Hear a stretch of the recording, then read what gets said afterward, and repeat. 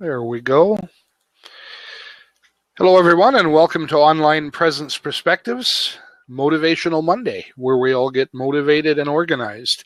My name is Steve, and I'm known by many online as the WordPress Wizard. I'm the founder of I'm the founder of wizardsplace.com and from website to wealth.com. Does that go with the cough, Cat? As a published author, it hijacks our vocal cords and our brain cells, I think. Okay, well, I'm a published author, and as such, I'm also a WordPress. Cat, introduce yourself. I'll do this later. I am Stephen B. Henry's wonderful co-host, Kat Sturtz from the Thumb of Michigan. I'm the founder of rockingyourpath.com, Fast Action Fridays, and the Bridges to Success programs. I show writers and artists, coaches and consultants, and other service-based professionals who are eager to start and grow a profitable small or home-based business, how to find more time, more money, and affordable resources to rock their unique path, how to overcome obstacles and hidden barriers, and how to prosper with passion and purpose. And like my co-host, I'm a published author, but you'd have to look me up on Amazon, mostly under the name Kathy Henderson. Excellent. See, that's how I do that purpose and stuff there. I just pass it off to the co-host. I had to jump on you. I've already taped 2 videos for the 30-day video challenge this morning and just jumped right into it today. Scheduled 4 guests for upcoming months for Fast Action Friday. So it's been a good Monday already. Awesome. Well, let me see if I can stumble through that stuff a little better now. And because I'm a published author, a WordPress instructor, and online presence developer. I earn my entire living online. I work mostly with home-based businesses, coaches, creatives, and other solopreneurs who are serious about moving forward with their business, need to expand their marketing reach, or want to develop their online presence. I'll post my contact information and Kat's in the chat bar. And I'm approachable, affordable, and I'd love to chat personally with you about the solutions you need. Okay, so that got through that a little bit better. I'll tell you, I've been up actually since 7:30. Had a little bit of a trial and issue this morning and got up early and actually got on to the last part of Charlene's morning session that she does. I rarely get on there. I was on for the last 15 minutes, so I enjoyed. Yeah, that was early for you. Oh, it was. For people who don't know, I usually sleep until noon, or I used to sleep until noon until we started doing these blabs at noon, and now I have to get up around 11 or 11:30. And it's not because I'm a lazy son of a gun. I typically work until 4 o'clock in the morning because I do a lot of work internationally. Into Australia and the East, and the time difference means that I need to spend those unusual hours. So I generally don't do mornings. It's always fun. Our topic today is about getting started again. So how appropriate was that for me to have to get started again on my introduction? Truly, it was not scheduled. I had trouble all weekend getting a good start. I needed one of those down weekends, so I took some time off. And Dennis and I even went to see Zootopia at the picture show yesterday in the big town of Bad Axe. Oh. It was cute. It's not Inside Out, which is a phenomenal movie, but it was cute. Cute's good. Yeah.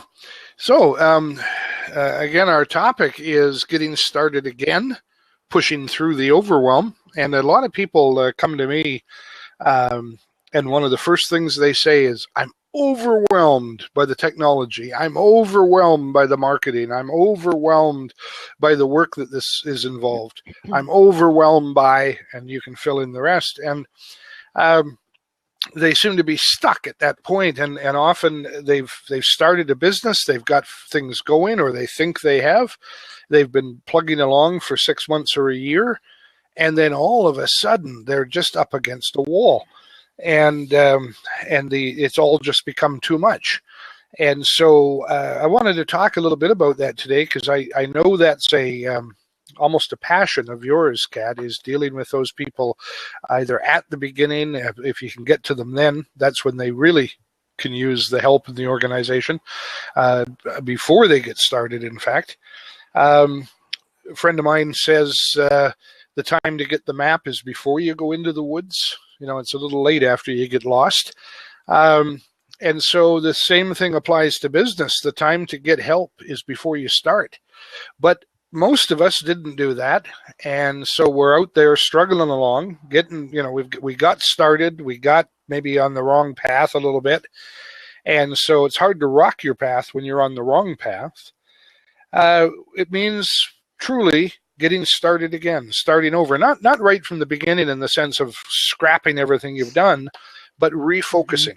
So how do you go about that? What's the first thing you've got to do, Kat? Well, you have to understand that if it's a tendency of yours, it will probably always be a tendency of yours. We come in different shapes, sizes, mentalities, skills, temperaments, personalities.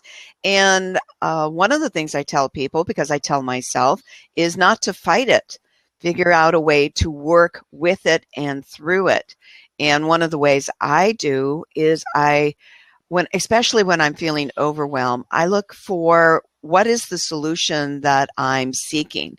Because a lot of the times, and you alluded to this when you explained the topic today, a lot of the times the overwhelm comes when we're trying to fit a technology solution, in quotes, because sometimes they're not, into doing what we thought it could do for us. We thought it could save us time. We thought that if we used technology and built a website, our prospects and clients and paying customers would beat a hasty path to our door, and it doesn't always work that way.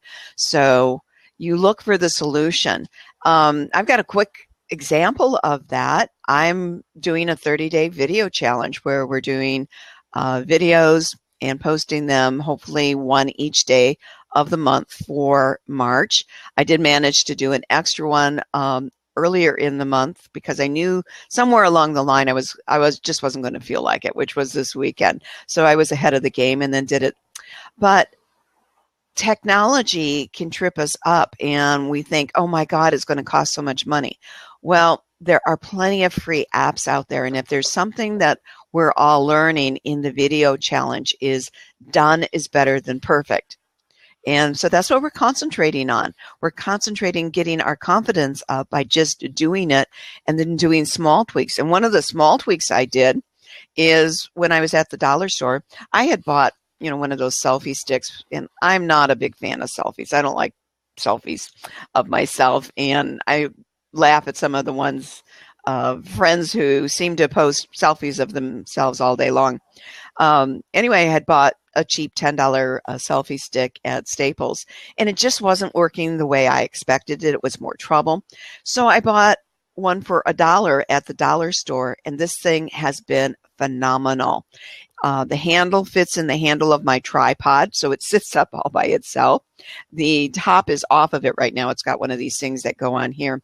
And that's because I unscrewed it and I realized that it fits the tripod that holds my little flip camera. So for $1, I've got like 6 different technology resources and solutions that didn't cost very much money, that only used some brain cells to look and see what was possible, and a simple screwdriver, and I was set to go. So that's one of the things. Look for the solution. What are you actually after, rather than stay mired in the how-to. Absolutely. And there's so many solutions like that. You're talking about selfies. There's little tripods like this. This is very small, folds right up. You can. My wife uses it with her cell phone, and she can just slip it into her purse. And you know, they're inexpensive, they're cheap, they do the job. And it was funny you mentioned yours when I had this sitting here, because I normally don't have it kicking around. But there's, and I don't have a short one like the stuff is like out that. there. Yeah, I have a tall one. regular tripod. I use a large SLR camera and full size tripod. And so when I was looking at this, she was showing it to me, and I thought, this is really cool. And there's just solution after solution out there for various things. One of the keys is to get through the overwhelm is to basically compartmentalize it, recognize that this whole big overwhelm thing is really a bunch of little pieces that you can pull out and deal with one at a time. And then, research. Google is your friend. Blab is your friend. Come on Blab with people that will share things with you. Ask questions. Questions are always good.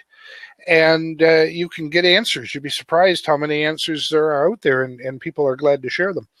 And so it's interesting.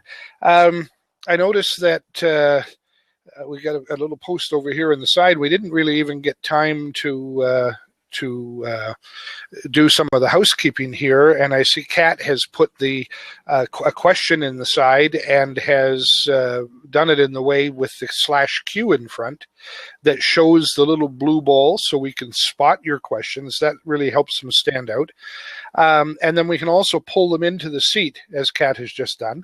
And so we'll be glad to answer them. And I want to get back to a question, and it's actually a comment that Walter made, but it really leads to some discussion about it, I think, that's worth talking about. But I want to mention one other thing first, because I notice we have two eggheads in the audience, and I had locked the seat now because one of them jumped right in.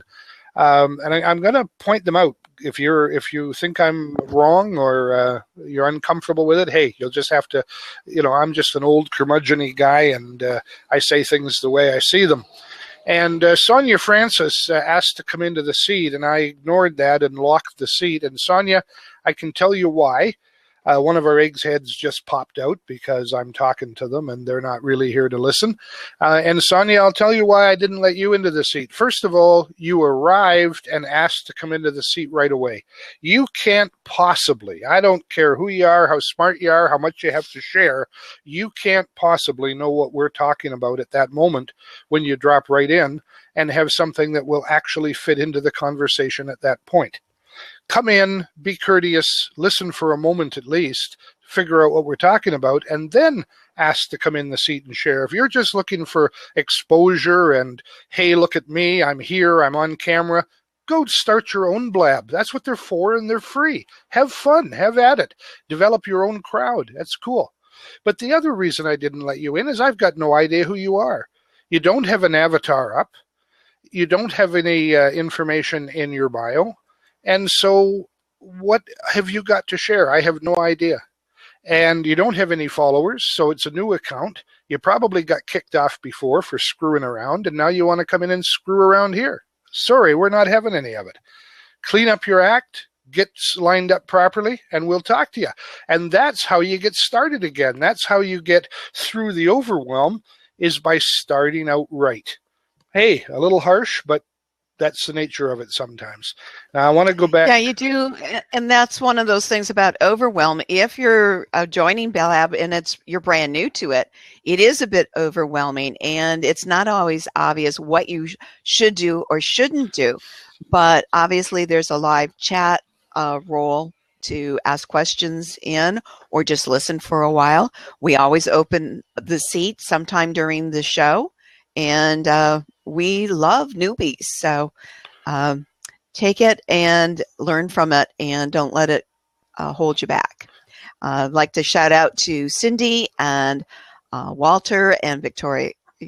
Yeah, let me jump in, because there's two really good points being made here in the chat bar, and I apologize for being a little cranky this morning. I'm not really cranky. I'm just having fun with it, but I think that is important information. Walter shared with us and asked about, or commented that today's market has changed, and it takes more than a pretty blog to let me find this here. It keeps scrolling as I'm reading it here. It takes more than a pretty blog to draw in your paying customers. And boy, I've been saying that for a long time, Walter, that you need more than just a pretty website. Websites or blogs shouldn't be just about pretty.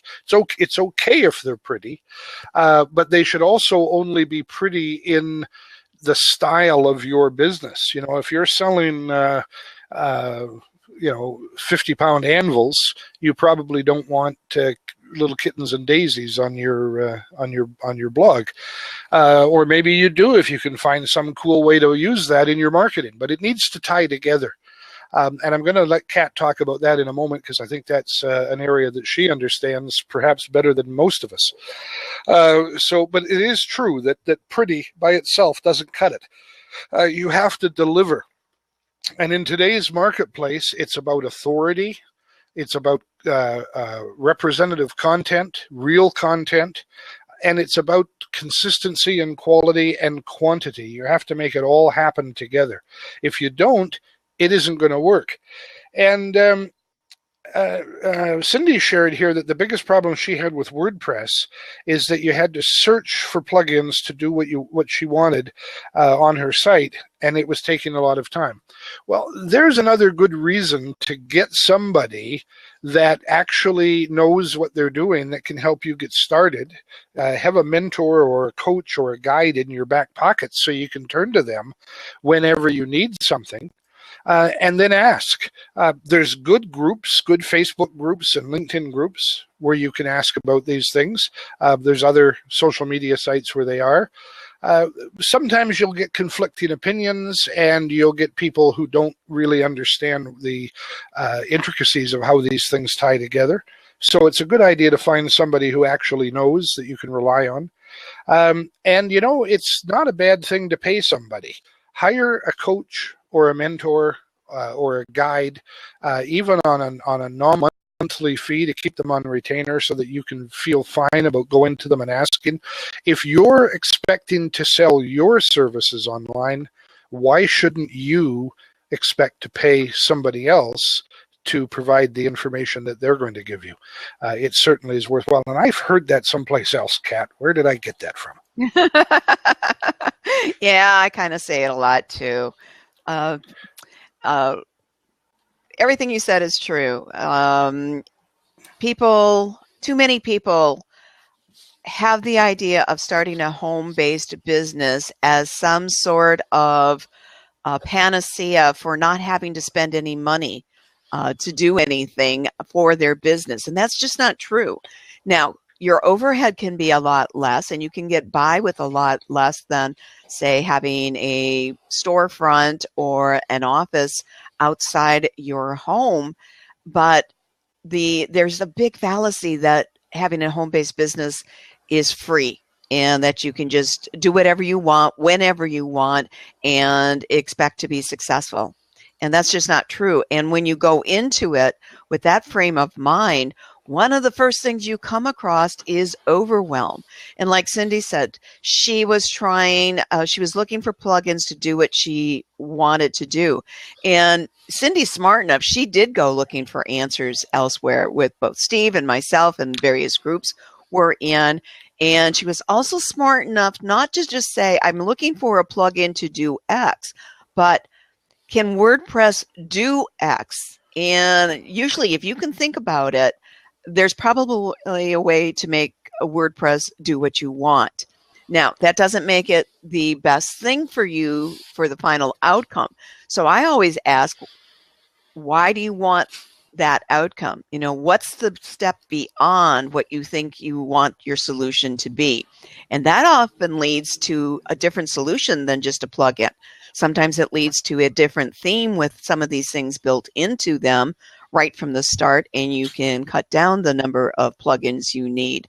Or you find that what you were focused on, you were looking too much at a tree and a variety of a particular tree rather than how you were going to navigate the forest in its entirety. So there's a lot of times when you really need to focus in to get things done, but there are also times when you need to step back and see the overall picture. One thing about overwhelm too, a lot of people are overwhelmed right after I hear somebody said, oh, I'm so overwhelmed with this and I'm not making any money. Well, and if I ask them what their goal is to make more money. And I want to point out that making more money is really not a very good goal. This is one of those cases where you want to go beyond that money question.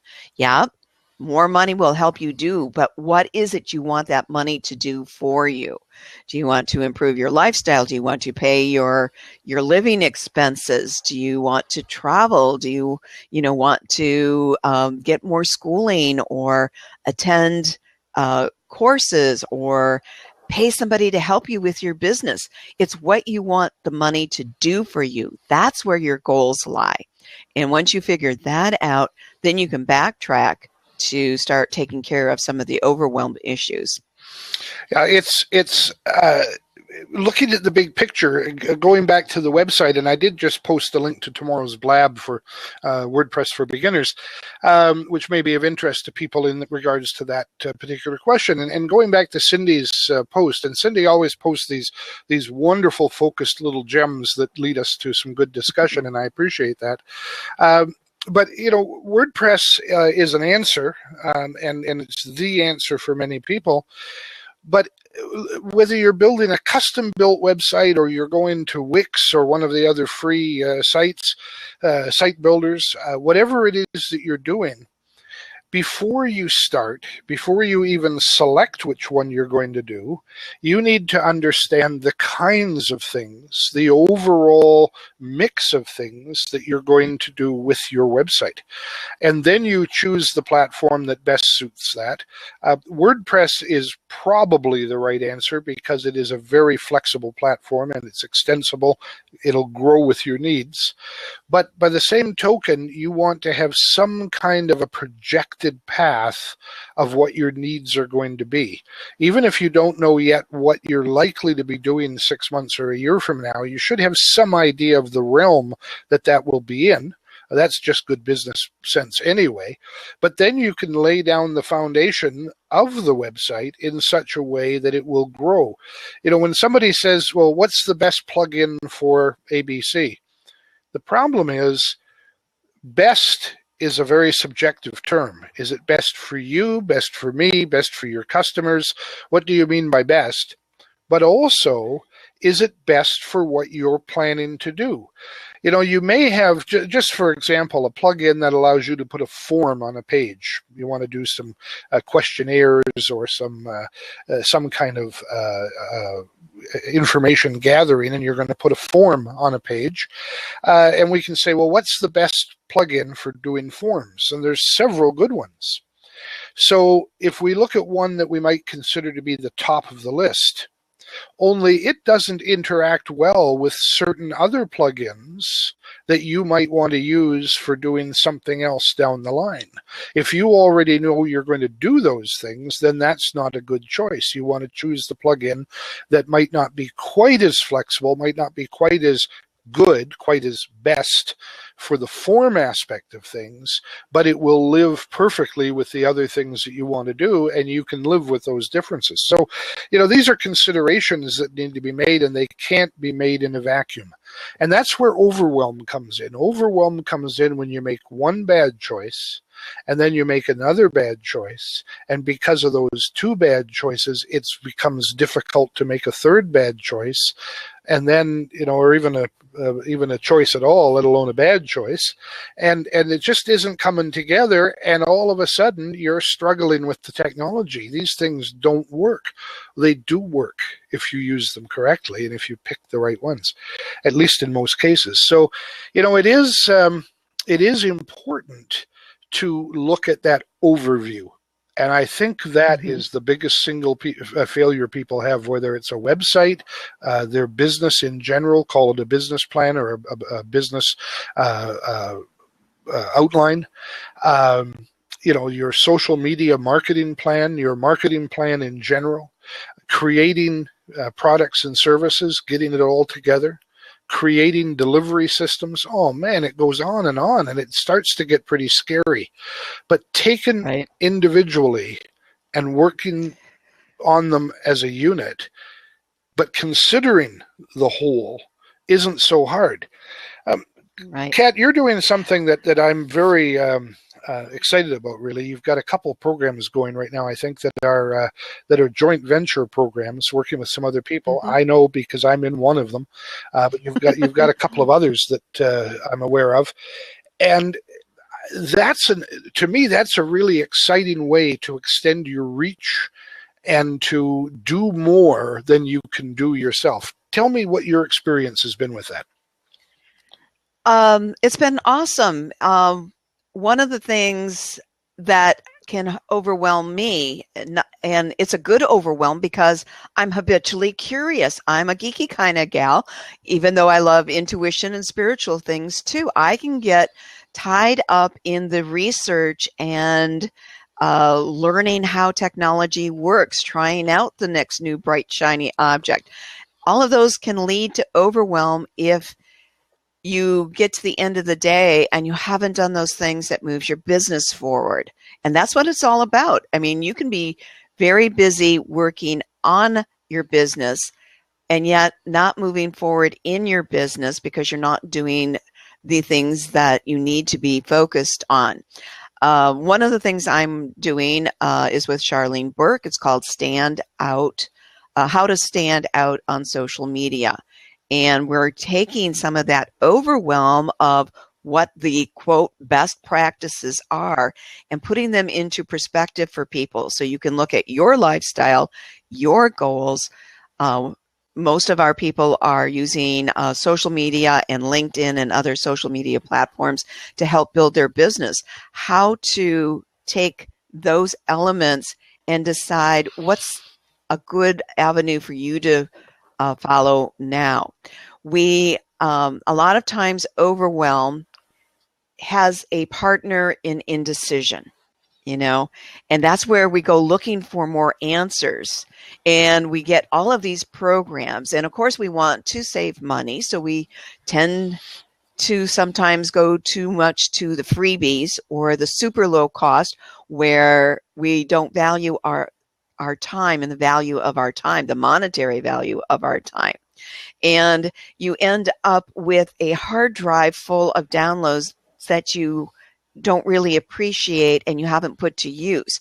And it's not saying any one of those is better or worse than the other. Some could be, but it's all depending on your particular frame of mind. The point is, you're looking for the best one for you to use. And I used to get this question a lot when I was teaching writing and showing people how to get published. And I still get emails and snail mail. Where should I submit my manuscript? What's the best place for me to do this? And it's the same thing. What's the best plugin? What's the best theme? What's the best app to do this or that or the other? And it took me a while to realize nobody is asking me for the best of anything.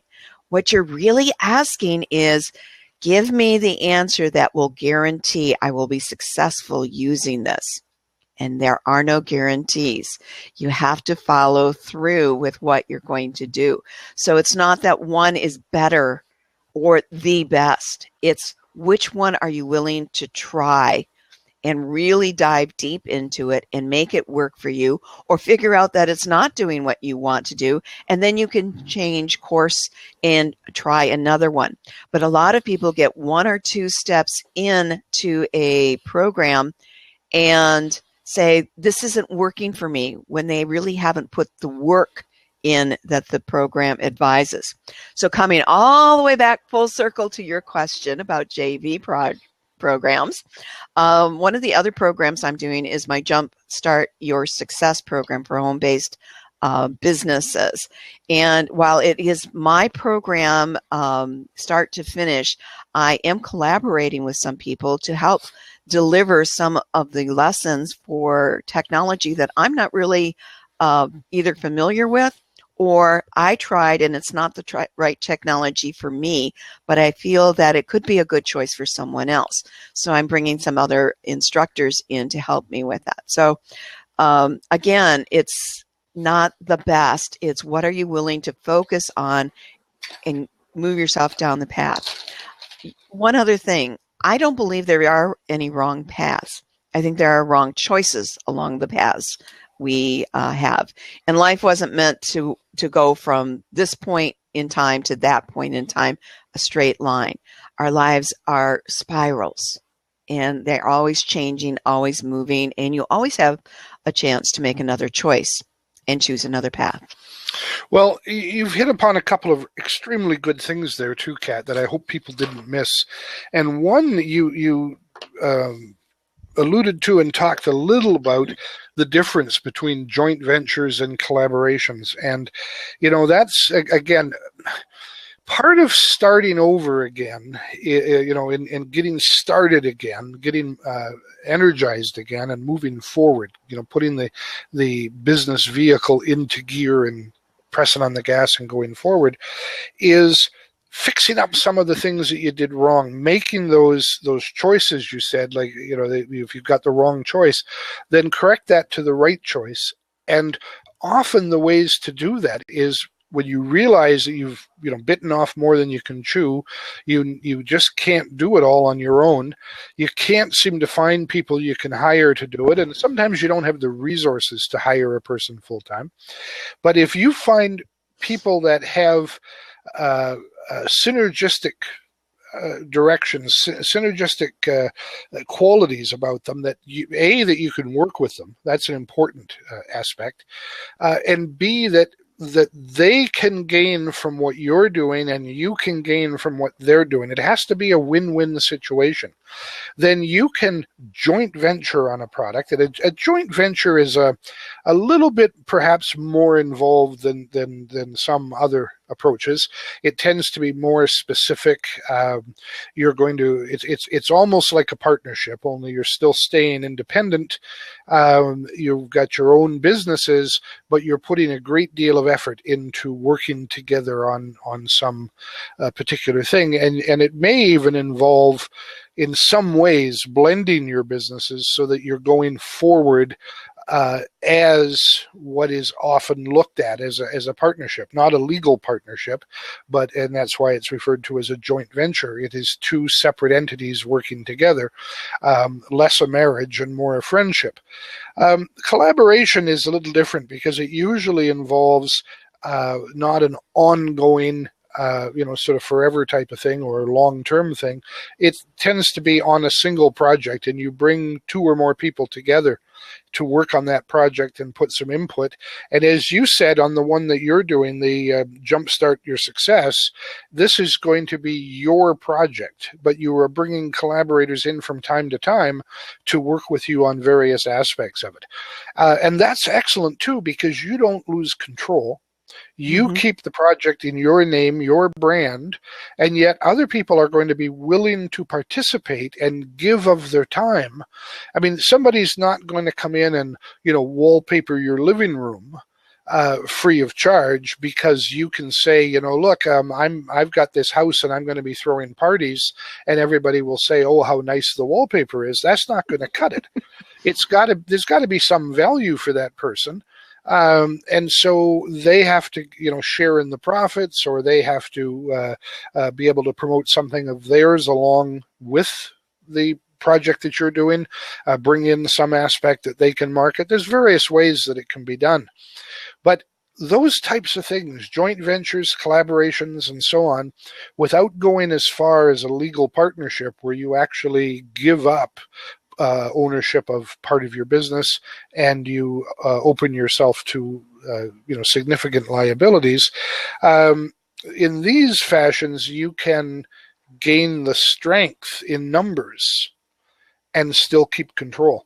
So I like what you've said about that, and I think that it's a very positive area, and it all comes back to that getting organized and getting focused, getting on that path with the right choices assembled to move forward, and then bringing in the people that can help you move forward, however that is going to be. However, find those people, find your weaknesses. Right. Always good to partner with someone who's got skills that are better than yours in certain areas, and that you can really work together. I think both of the current collaborations, I actually have 4 collaborations of JVs that I'm working with. Some are more collaborations, some are a true JV. There are also the other kind of JV where you do a telesummit, or you're all involved with the same program, offering a shared opportunity to reach other people's clientele with complementary products. But one of the things I like about the projects I'm working on right now is I probably wouldn't do them if I didn't have a partner to work with. They are, especially the short-term ones, they give me a type of accountability, and we can divide and conquer. Charlene, I know doesn't mind me mentioning this, but and I won't say who's doing what, but we've divided the workload of putting our program together. So one of us is handling the financial side of things, but we know how that's going to work out. We know the dollars and cents and how things are going to be transferred that way.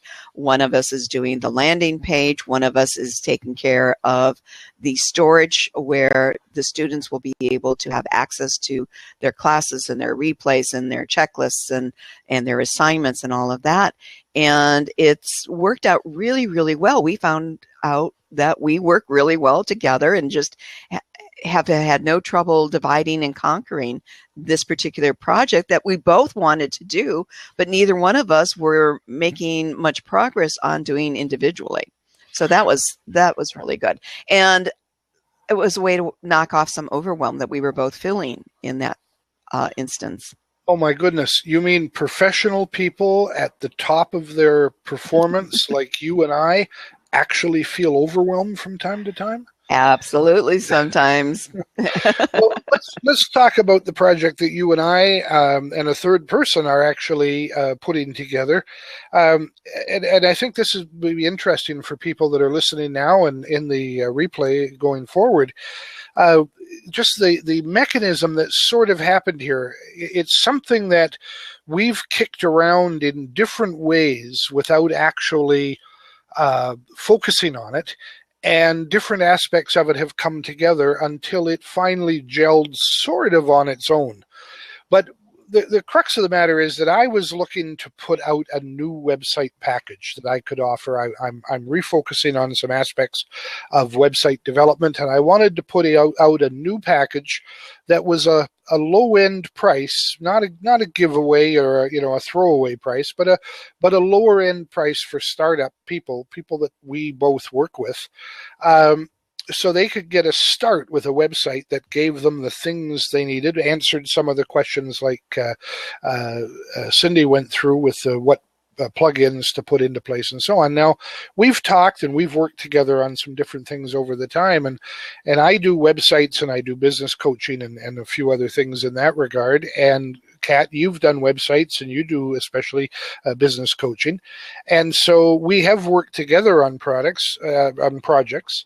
And we found that I do a pretty fair job on websites, and it works really well when you handle the client and deal with the business aspect of it and the getting into it and tying the colors and the look and the general aspects of the website into their business.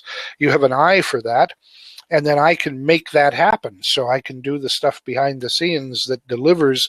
I understand the way you express and when you share the concepts and so on, I can put those into reality. And so that works out really well. We both do graphics. We both have graphic programs, and especially for our own use, we work through and whether it's online or on a software on our computer, we create the graphics we need, and they're okay. We got ideas and we can manifest them into an image. We can manipulate other graphics and photos and so on. But we're not focused on graphics. It's not our thing. And a website, part of what Walter was talking about the pretty aspect of it, whatever the design is, you want that to look good, to look professional, and have it all come together. So a graphic designer is a good idea. So what we've done is we've put the three of us together. I'm going to build the website. Kat's going to work with the client on tying their concept initially, before I build the website, put it together, make it happen. And, she'll deliver that concept to me. I'll work out the way it goes together in the website and the various things. Kat will do follow-up with the client to see that they understand what's there and how the various aspects come together. And if they missed anything, because first time in, it's going to be tough for them to be sure that they get everything. And along the way, we'll deliver the information to the graphic designer, who will produce a set of graphics for that website to make it all look good.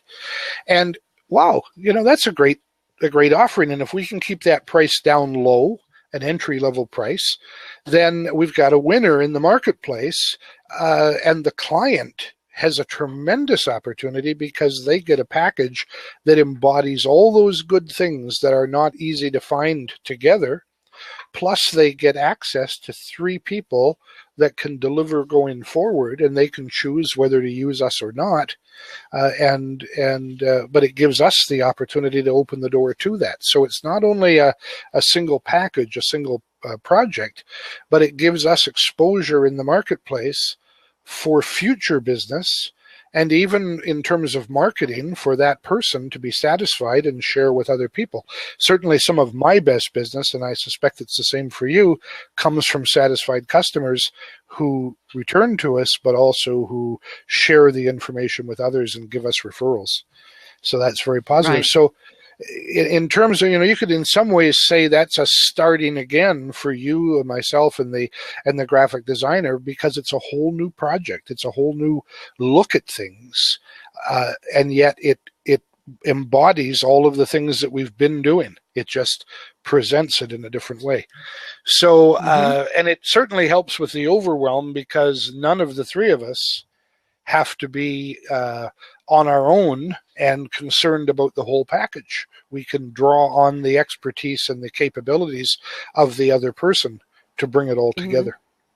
It also helps the client as well. It's like having a child or being a teacher. There comes a time when a child or a student just doesn't want to listen to a particular teacher anymore. You can be saying the same thing the other teachers are saying, or someone else, and it's just not getting through. And not everyone is the right teacher for everyone. And sometimes you need a different perspective to get out of your own way at times. And by having access to three professionals, and still having a project that's super affordable to get something done that you've been maybe overwhelmed and dragging your heels on, or running into obstacles or ruts, and it's just not getting done in such a way that you feel like you're moving forward. Having access to three professionals seems like a no-brainer to me. Yeah, of course, there'll be resistance in the marketplace, and that's the other part where overwhelm comes in, is people do tend to balk at some of these things. There's just so many choices, and I understand that. The internet is growing so rapidly. Information is doubling now in under 18 months. And the possibilities, the opportunities, and the choices you have to make, the amount of material you have to cull through, even just that any one person comes across on a regular basis, the amount of information in your email and on the groups that you talk at, the people that share links to things that they like, and how many of them do you follow? And if you're in a group that's got 150 people in it, and even if a third of those people are contributing only once a week, you've got 50 items a week that look good. and catch your attention, and you want to follow, and then you see that page, and even if it's just a blog post, they're sharing information, there's bound to be ads or other promotions on that page, and you're just inundated with shiny object after shiny object that's taking your attention, and you get overwhelmed by the non-essential. It's not so much that what you're actually doing will overwhelm you. And if you take those things one step at a time, most of it's easy. Coming on Blab the first time is actually easy, but it's different. So you have to figure it out. Setting up a website is actually easy, but you have to figure it out. Getting into the back end of your website and figuring out what you click to do what is actually easy, but you have to do it. And so we tend to be attracted by the shiny objects that look more like fun. And we leave the doing aside, and we get overwhelmed by the fun. Right. I typed in the chat bar, overwhelmed by FOMO. And if you're not familiar with FOMO, it's fear of missing out. And that's why we sign up for things and follow people on social media or join email lists. And that was actually the topic of my video that I shared. I've got some editing to do, and then it'll be up on my YouTube channel. I'll be sharing it elsewhere.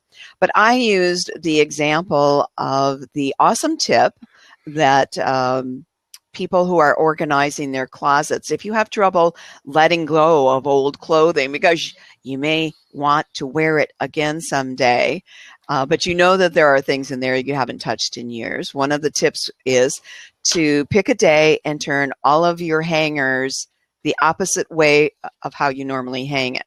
And then when you do use something throughout the year or throughout the season, hang it back up the normal way. At the end of the season or at the end of the year, I've never gone a whole year doing this, but the end of a season, it's easy to see what you're not using. And at that point, it's often easier to let go of something because you didn't have to rack your brain about, oh my God, I might want to use this again someday, or may have a need for this. The evidence is right there. You didn't use it. You didn't touch it. It's still exactly the way it was 6 months ago or 12 months ago. And I do the same thing with people who are fighting inbox overwhelm. And I don't make them unsubscribe for everything right away. I do ask them to make a short list of, off the top of their head, whose emails do you tend to read when you go to your inbox? Do you look forward to opening up and actually reading? Because 9 times out of 10, 8 times out of 10, you find a nugget of good information there. And then which emails do you consistently let slide, that you're going to get back to someday because there might be something good in there. I help people set up filters for their email. So it's like turning that hanger around. It goes into an identified spot. It's there if you have a need to go searching for it.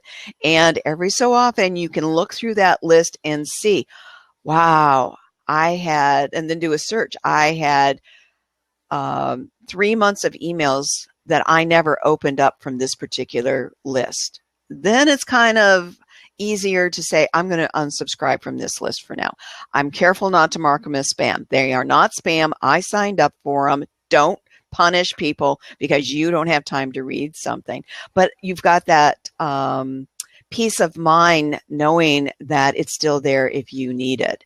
And I find that since I follow so many people on social media, if I miss things on their email lists, when they just send emails out using their email list provider, I catch it on social media. So it's a lot easier to let go of certain emails and subscriptions. But then there are some that I just want to keep my hand in. And by using filters, I get the best of both worlds. It's not in my line of sight. It's not taking up my time. And on your downtime, not your most productive time, but say on a Sunday night and you're just watching a rerun of something, you can wade through those filtered groups and decide what you want to do. And oftentimes it's a bulk delete Bye. Yeah, you need to set up some parameters for yourself to define what you're going to keep and what you're not going to keep, because that adds to the overwhelm, all the stuff. And I tend to do that. I collect a lot of good, useful stuff off the internet, things that I know a client will like, or a client will need at some point, and I'll have it to deliver. And then I end up with so much of it that I can't find it when I need it. And I'm reasonably organized on my hard drive. I literally have terabytes of data stored, and I have it organized in a file tree structure that I understand, and I know where things are. But some things have the capability of being filed under different areas. And so, I think I'm filing under the best one, only I find later on it can't be the best one, because when I go to look for it, it's not where I look. So I didn't. Yeah, filing's only as good as what you can retrieve from it quickly. So, and that's how I fine tune and tweak my file system as well. But it is important that you pare down material and get rid of things that have less value. We're doing some major spring cleaning right now in the house, and it breaks my heart, some of the things that I'm throwing away, but I simply have to get them out. I've finally come to that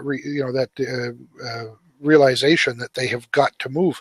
And so I was going to have a yard sale, but I don't really have the time to do that. And my daughter isn't interested in coming and sitting, even though she has a new baby and could sit and, get some fresh air for the baby and so on. That's not her thing. So, I can't expect that. And, but there's good stuff that I kept for a reason. We're discovering a lot of junk we're just throwing away too, but there's good stuff that I kept for a reason, and it could be good stuff for somebody else. So we have several, buy, sell, trade and freebie sites, Facebook groups that are for this community. And I've been posting there, and yesterday I posted, or day before yesterday, I posted 7 items, and 5 of them are gone. People recognize them as things they could use. And it's really interesting to me because some of them have no physical value, no dollar value, and yet people had a concept for them. I thought they would be useful for something. In some cases, I had an idea in my head what they might be useful for, and the person that took them has shared with me what they are going to do with them. Not at all what I thought, but they're excited to have the opportunity to get them. So, we can move things around in our life, and that applies to our business and our online life. If you've got things that need to be cleared out, offer them to somebody. Somebody will surely take them and apply them in a way you never thought of. And so, those reports that you were going to use as lead-in bait or opt-in bait for your funnels that you were going to build for your projects and your products and your service launches that you were going to do, and you're just not doing, and you've decided that's not the direction you're taking. Well, find somebody else who could use those and make them happy. They'll be glad to take them. So there's tons of repurposing that can be done, not only within your own framework, but within your network. Remember that. Right. You bring up a good point. Physical clutter affects our emotional and mental clutter. And our emotional and mental clutter is often represented in our physical clutter. And I love paper. I mean, I'm a paper gal. I make notes. I'm a very techie person. I've got a lot of things done digitally, and a lot of my systems have a component that's digital. I could go completely digital if I want to, but there's just something between my brain and the end of my fingers and a pencil and paper that works for me. And I know that's true for a lot of people. So I had to find a way to manage all of the little scraps of paper that I have around, and I have a system. In fact, that's something I teach. It's going to be part of my Jumpstart Your Success program. And because I'm not a professional organizer, and I'm not naturally inclined to a lot of the systems that are out there, I find that my way of tweaking things works for creative people. It works for people like us who are habitually curious and creatively organized. And the bottom line again is, if you're putting something away, if you can't find it when you want and need it, your system's not working for you. I've got several boxes that are labeled with dates. They are things from when we cleaned out various areas of the basement or a closet. And I tend to let go of things easier than my husband does. But he's even gotten used to putting certain things in a box and dating it. And if you've never gone back into that box by that date, our rule is it gets taken. We have one for that's just junk, it's going to throw out, and one that goes to thrift centers. And I don't believe in just taking anything to the thrift center. But if it's unopened on that date, it goes out, no questions asked, and we are not allowed to look in it. Yeah, getting organized in that sense is, it's difficult to do because we hate to let go of things. We got them in the first place, so that if we made that choice, they must be of value. They have a value. We connect to the original value of something we bought something for, and that's what's hard with garage sales. Seeing it go back out the door for 50 cents or $5 when you know you put 20 or 100 into it, but it's only the value, the monetary value at that point is hopefully used because you use the product over time. Or yeah, this see, he shows up here. Or what someone else is going to make use of it. I'd much rather get 15 things out the door for $1 a piece than have 15 things left over that are still sitting there because the price I put on them was a sentimental price based on what I paid for it. Well, and let's bring that back to our virtual businesses. We do tend to get tied up in that. We put so much of ourselves into the business, into the various aspects of the business, because we wear all the hats, we do all the different jobs, and it all becomes so personal to us. It's hard to get started again, because getting started again almost seems, to start over on any aspect, any project, any line of reasoning that we're doing within our business, let alone the whole thing, seems like some sort of failure. And it seems like we are admitting that we did it wrong, and then we must accept that we can't do it right. And that's not true at all. When we look at the success of people that we see who are very, very successful, we often think of them as overnight successes. But they beat at these things for hours and days and years, sometimes decades, to get to where they were. Mm-hmm. And oftentimes the results were not, so great in the first instance. But it's because they persisted and because they stepped back and reorganized, figured out what they were going to do. A friend of mine often says that when you run up against an insurmountable problem, drop back 5 yards and punt. Well, that actually works sometimes. You have to drop back, rethink your situation, and take a different approach. Thomas Edison is an example that I used just the other day when talking about this, and I think it's so true. He had this idea for an electric light bulb, and he electricity had been around for a while, and he was using it for a variety of different things, and he kind of figured there was a way to make it turn into light. People thought he was crazy, but he kept researching on it and working on it. And he actually tried, I understand the number is around 1,200 times. Some sources place it at 12,000. It's over 1,000, definitely. But, they place it at 12,000, which I think is just wishful thinking. But about 1,200 times, 1,200 experiments on light bulbs to make a light bulb that worked before he got it right. And think about that. Would you and I do something 1,200 times and fail before getting it right? But then not only that, when he finally got a light bulb to work, that first light bulb was so dim you needed a gas light to read by it. So, his success was a miserable failure, but he succeeded.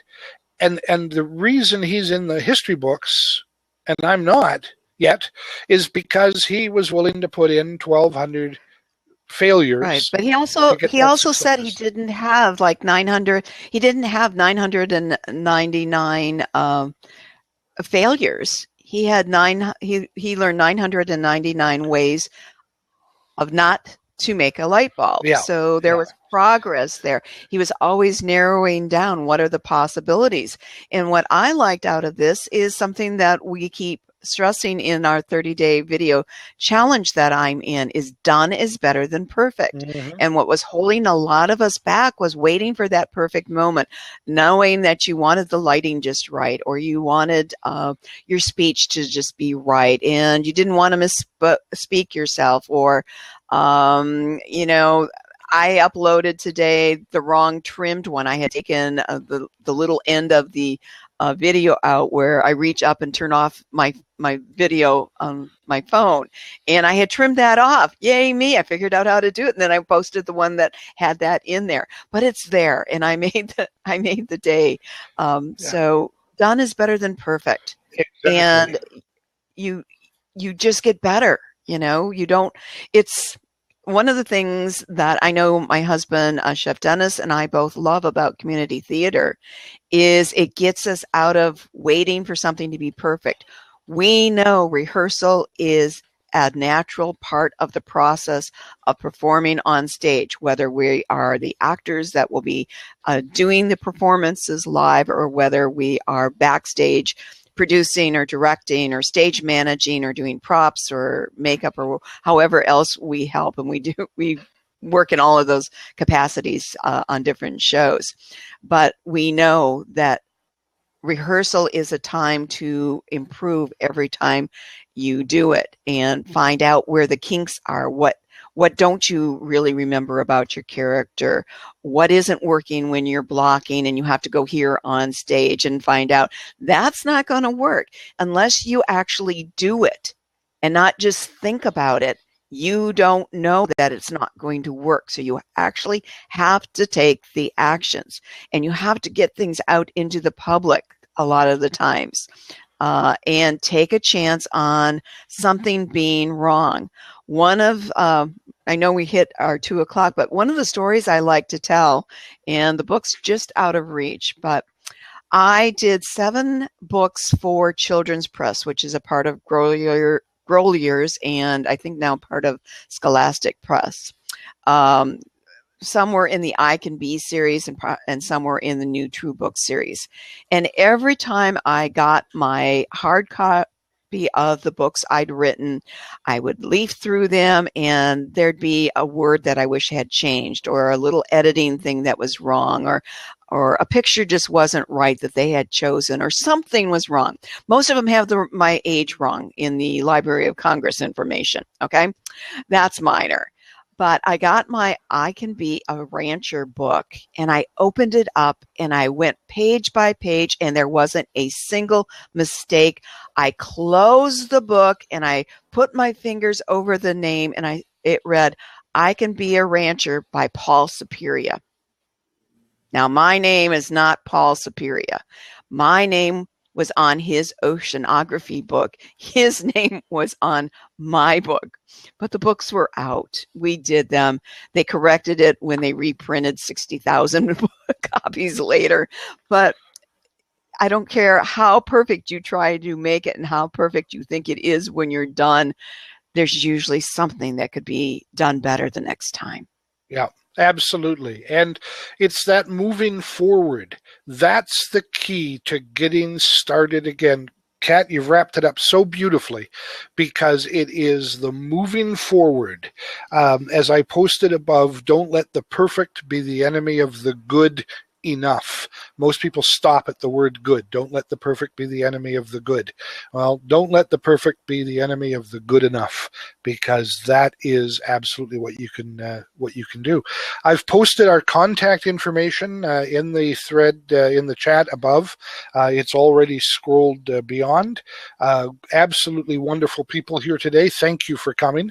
And for those watching the replay, the chat is available to you as well. You can't chat in it, but you can go back and read all the things that were shared and get our contact information as well. Thank you especially, Kat, for being with me. It's always just the synergy and the conversation that goes on here. The storytelling is powerful. Yeah.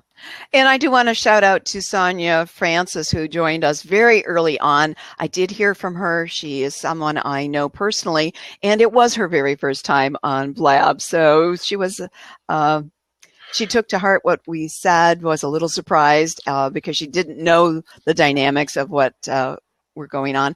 And I applaud her for giving it a try, and we hope she'll come back. Well, exactly. And I was perhaps a little blunt with it, but I think it's important that we all get that start, get that. Sometimes we need a little swift kick to, get in gear.